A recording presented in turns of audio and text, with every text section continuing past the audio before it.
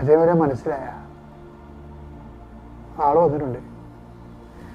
അച്ഛന് വല്ല മനസ്സിലായ എന്ന് നോക്കുമ്പോൾ ഞാൻ ഈ ഇരുട്ടത്ത് ഈ അപ്പവൻ്റെ മുഖത്ത് നോക്കുകയാണ്. അപ്പോൾ ആള് വന്നിട്ടുണ്ട്.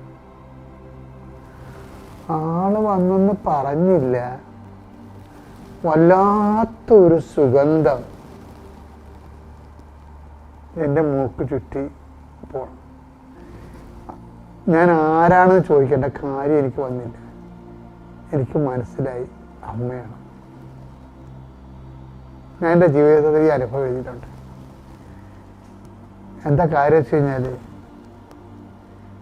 അമ്മ കണ്ടതില്ലേ നമ്മളെ ഈ പങ്കപ്പാട് സഹിക്കണത്.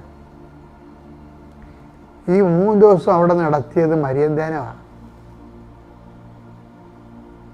ഈ 3 ദിവസം അവിടെ നടത്തിയത് മരിയന്തേനമാണ്. ഞാനിന്ന് നിങ്ങളോട് മരിയനെ കുറിച്ചൊക്കെ പറയുമ്പോൾ, മരിയനെ അറിഞ്ഞു കഴിഞ്ഞാൽ പിന്നെ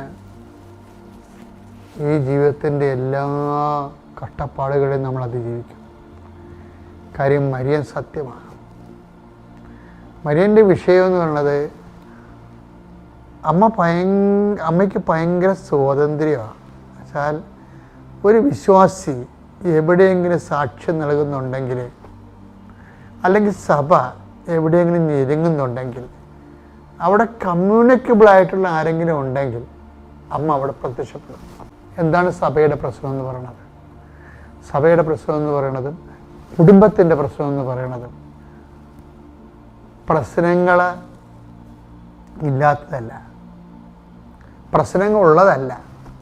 സഭയുടെ പ്രശ്നം എന്ന് പറയുന്നതും കുടുംബത്തിൻ്റെ നിൻ്റെ സ്വകാര്യ പ്രശ്നം എന്ന് പറയുന്നതും പ്രശ്നങ്ങളുള്ളതല്ല. പ്രശ്നമുള്ളപ്പോൾ കമ്മ്യൂണിക്കേറ്റ് ചെയ്യാൻ, കോണ്ടാക്റ്റ് ചെയ്യാൻ ഒരാളില്ലാത്തതാണ്. ആർക്ക് കോണ്ടാക്ട് ചെയ്യാൻ? അമ്മയ്ക്ക് കോണ്ടാക്ട് ചെയ്യാൻ.